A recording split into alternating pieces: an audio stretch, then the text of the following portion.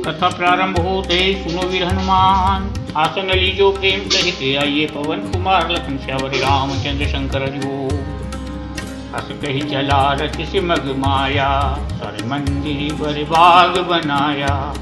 मारुत सुत देखा शुभ आश्रम, मुनि बुझि जल पियो जाई श्रम। वह मनि मनि सा चला और उसने मार्ग में माया रची। तालाब, मंदिर और सुंदर बाग बनाया।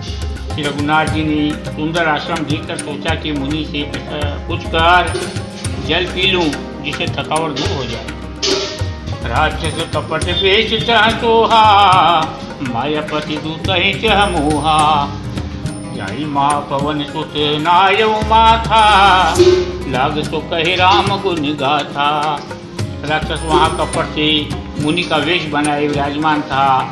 वह मूर्ख अपनी माया से मायापति के दूत को मोहित करना चाहता था। मारुति ने उसे उसके पास जाकर मस्तक नवाया। वैसे रामचंद्र जी गुणों की कथा कहने लगा। हो तुमोरन रावण रामही, जितिये रामन संशय यामही। यहाँ भय मैं देखूं भाई, ज्ञान दृष्टि बल मोहि अधिकाई। वह बोला रावण और राम में महायुद्ध हो रहा है, राम जी जीतेंगे इसमें संदेह नहीं है। हे भाई, मैं यहाँ रहता हुआ भी ये सब कुछ देख रहा हूँ। मुझे ज्ञान दृष्टि का बहुत बड़ा बल है। मागा जलते की दीन कमंडल, कह कपि नहीं न अघाव थोरे जल। शर्मजन करि आतुर आवहूँ, इच्छा दूँ ज्ञान यही पावहूँ। हनुमान जी ने उससे जल मांगा तो उसने कमंडल दे दिया।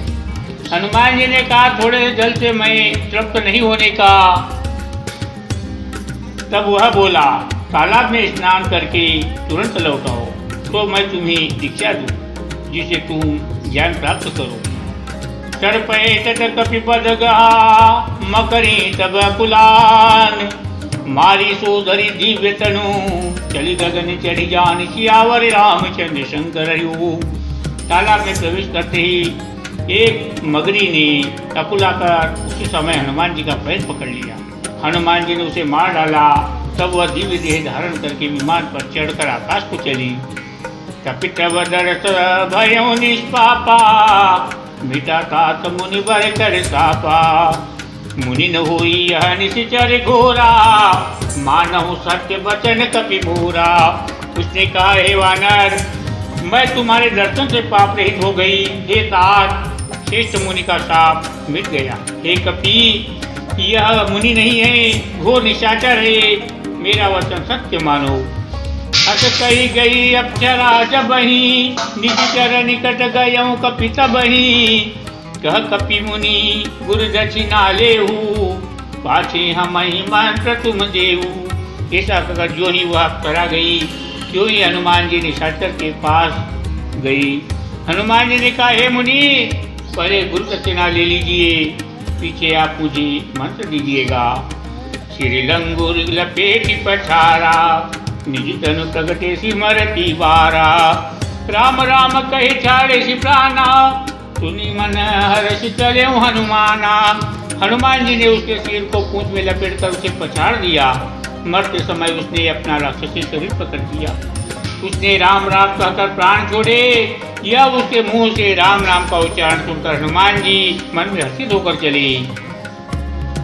देखा शैलिनी औषध चिन्हा, सहसा कपि उजारि गिरि लीन्हा। गहि गिरि निशि नभ धावत भयऊ, अवधपुरी ऊपर कपि गयऊ। उन्होंने पर्वत को देखा पर औषध न पहचान सकी। तब हनुमान जी ने एकदम से पर्वत को ही उखाड़ लिया। पर्वत लेकर हनुमान जी रात्रि में आकाश मार्ग से दौड़ चले और अयोध्यापुरी के ऊपर पहुंचे। देखा भरत विशाले अति, निशिचर मन हनुमानी। बिनु पर सायक मार्यो, चाप श्रवण लगिता। सियावर रामचंद्र शंकर हरिओ। भरत जी ने आकाश में अत्यंत विशाल स्वरूप देखा। तब मन में अनुमान किया कि यह कोई राक्षस है। उन्होंने कान तक धनुष को खींचकर बिना फल का बाण मारा। बड़े मूर्ति महिला गत सायक, सुमिरत राम राम रघुनायक। सुनि प्रिय बचन भरत तब धाये, कपि समीपिय किया तुरी आए। बाण लगते ही हनुमान जी राम राम रघुपति का उच्चारण करते हुए मूर्ति होकर पृथ्वी पर गिर पड़ी। प्रिय वचन राम नाम सुनकर भरत जी उठकर दौड़े और बड़ी उतावली से हनुमान जी के पास आए। मूर्ति महिला गत सायक, सुमिरत राम राम रघुनायक। बिकल बिलो की किशोर लावा, जागत नहीं बहु भांति जगावा। मुख मलिन मन भय दुखारी, कहत बचन भरी लोचन बारी। हनुमान जी को व्याकुल देखकर उन्होंने हृदय से लगा लिया। बहुत तरह से जगाया पर वे जागते न थे। तब भरत जी का मुंह उदास हो गया। वे मन में बड़े दुखी और हुए और नेत्रों में विषाद के आंसुओं का जल भरकर ये वचन बोले। यही विधि राम विमुख मोहि कीन्हा, यही पुनीय दारुण दुख दीन्हा। जो मोरे मन बचे अरुकाया, प्रीति राम पद कमल अमाया। जिस विधाता ने मुझे श्री राम जी से विमुख किया, उसने फिर यह भयानक दुख भी दिया। यदि मन वचन और शरीर से श्री रामचंद्र जी के चरणों में मेरा निष्कपट प्रेम हो, तो कपि हो विगत श्रम सूला।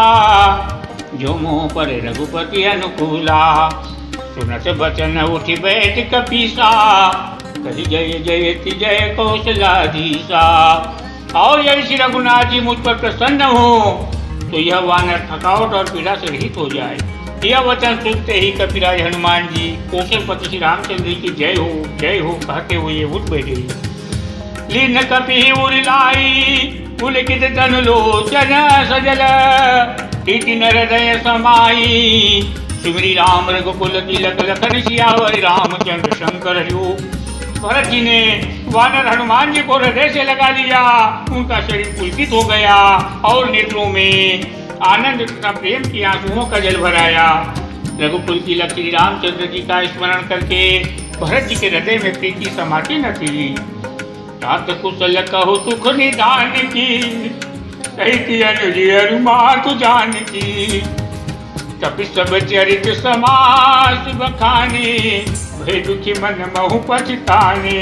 भरत जी बोले, तात छोटे भाई लक्ष्मण तथा माता जानकी सहित सुखनिदान श्री रामचंद्र जी की कुशल कहो। वानर हनुमान जी ने संक्षेप में सब कथा कही। सुनकर भरत जी दुखी हुए और मन में पछताने लगे। अह देव मैं कत जग जायऊं, प्रभु के कहु काज न आयऊं। जानि कु अवसर मन धरि धीरा, उर कपि सन बोले बलवीरा। हा देव मैं जगत में क्यों जन्मा, प्रभु के एक भी काम न आया। फिर अवसर विपरीत समय जानकर मन में धीरज धरकर बलवीर भरत जी हनुमान जी से बोले। तात गहर होई तो ही जाता, साधु न साई होत प्रभाता। चढ़ ममर सायक शैल समेता, पठवों तो ही जहाँ कृपा निकेता। हे तात तुमको जाने में देर होगी और सवेरा होते ही काम बिगड़ जाएगा। अतः तुम पर्वत सहित मेरे बाण पर चढ़ जाओ। मैं तुमको वहां भेज दूं जहां कृपा के धाम श्री राम जी है। सुनि कपि मन उपजा अभिमाना, मोरे भार चले कि मिज पाना। राम प्रभाव विचारी बहोरी, बंदी चरण कह कपि कर जोरी। भरत जी की यह बात सुनकर एक बार तो हनुमान जी के मन में अभिमान उत्पन्न हुआ कि मेरे बोझ से बाण कैसे चलेगा। किंतु फिर श्री रघुनाथ जी के प्रभाव का विचार करके वे भरत जी के चरणों की वंदना करके हाथ जोड़कर बोले।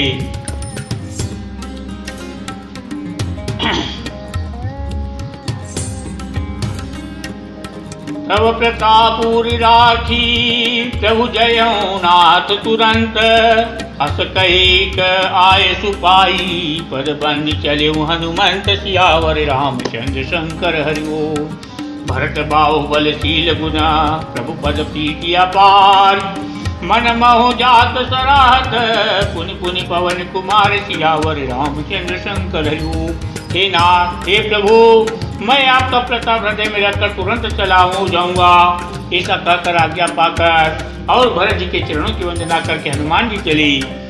भरत जी के बाहुबल, शील, सुंदर स्वभाव, गुण और प्रभु के चरणों में अपार प्रेम कि मन ही मन बारंबार सराहना करते हुए मारुति श्री हनुमान जी चले जा रहे हैं। वहाँ राम लक्ष्मण नहीं निहारी, बोले बचन मनुज अनुसारी।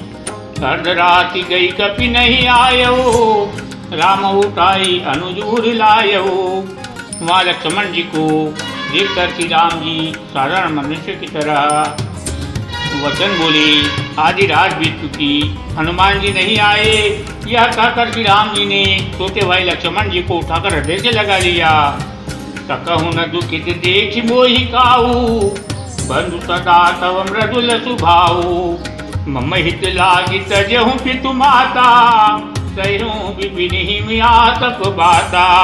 और बोले, हे भाई, तुम मुझे कभी दुखी नहीं देख सकते थे। तुम्हारा स्वभाव सदा से ही कोमल था। मेरे हित के लिए तुमने माता पिता को भी छोड़ दिया और वन में जाड़ा, गर्मी और हवा सब सहन किया। तो अनुराग कहाँ अब भाई, उठौ न सुनी मम बच बिखिलाई। ज्यों जन त्यों बन बंधु बिछोहु, पिता वचन मन त्यों नहीं होऊ। हे भाई, वह प्रेम अब कहाँ है? मेरी व्याकुलता पूर्ण वचन सुनकर उठते क्यों नहीं? यदि मैं जानता कि वन में भाई का विछोह होगा तो मैं पिता का वचन, जिसका मानना मेरे लिए परम कर्तव्य था, उसे भी न मानता। सुत बित नारी भवन परिवारा, हो ही जाहि जग बार ही बारा। तस विचारी जिये जागहु ताता, मिले न जगत सहोदर भ्राता। पुत्र, धन, स्त्री, घर और परिवार ये जगत में बार बार होते और जाते हैं, परंतु जगत में सहोदर भाई बार बार नहीं मिलता। हृदय में ऐसा विचार करे तात जागो। यथा पंथ बिनु खग अति दीना, मनि बिनु बनि करि बर करहीना।